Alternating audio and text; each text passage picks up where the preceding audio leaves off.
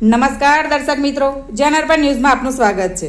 જયરત્ન 4 રસ્તા પર ભર ઉનાળે ભૂવો પડ્યો। આ સ્થળે 5મી વખત ભૂવો પડતા પાલિકાના અધિકારીઓની કામગીરી ઉપર ઉઠ્યા સવાલો।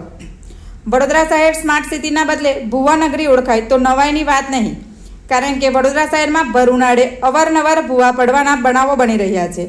ત્યારે વડોદરા શહેરના જયરત્ન બિલ્ડિંગ પાસે છેલ્લા 8 મહિનામાં 5મો ભૂવો પડતા તંત્રની કામગીરી પર વોર્ડ નંબર 13ના કોંગ્રેસના નગરસેવક બાળુ સુરવત દ્વારા સવાલો ઉઠાવ્યા।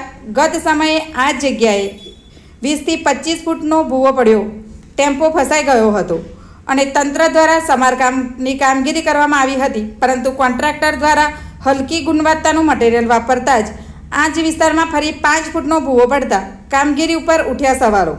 વડોદરા શહેર ઇલેક્શન નંબર 13ના કોંગ્રેસના નગરસેવક બાળુ સુરવત દ્વારા તંત્ર પર આકરા પ્રહારો કર્યા અને આ ભૂવાની વહેલી તકે સમારકામ કરવાની માંગ કરવામાં આવી હતી। જો સમારકામ નહીં કરવામાં આવે તો મ્યુનિસિપલ કમિશનરને પણ રજૂઆત કરવામાં આવશે। આવા જ નવા સમાચાર જોવા માટે જોડાઈને રહો જનઅર્બન ન્યૂઝ સાથે। અમારી ચેનલને લાઇક કરો, શેર કરો, સબસ્ક્રાઇબ કરો। ધન્યવાદ। અહીંયા અવારનવાર ભૂવા પડતા છે, કોન્ટ્રાક્ટર દ્વારા યોગ્ય સમારકામ કરનાર ફરી એકવાર ભૂવો પડ્યો શું કહેશો? જયરત્ન 4 રસ્તા પાસે આ 6 થી 8 મહિનાની અંદર 5મી કે 6ઠી વખત મોટો ભૂવો પડે છે। તમે જોઈ શકો કે ગઈ વખત જે પડેલો એ તો 20 થી 25 ફૂટ જેટલો ઊંડો હતો। આજે બી જે પડ્યો છે આજે ભૂવો તમે જો ઓછામાં ઓછો 5-5.5 ફૂટ જેટલો છે।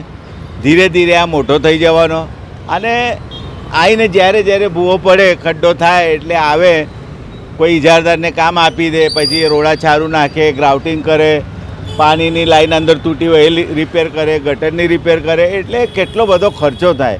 અને એવી તો કેવી રીતે કામગીરી કરે છે કે દર વખત 6 થી 8 મહિનાની અંદર 5મી કે 6ઠી વખત આવા મોટા મોટા ખાડા પડતા હોય, એટલે એનો અર્થ એવો થાય છે કે એકદમ હલકી ગુણવત્તાવાળું કામ કરે છે।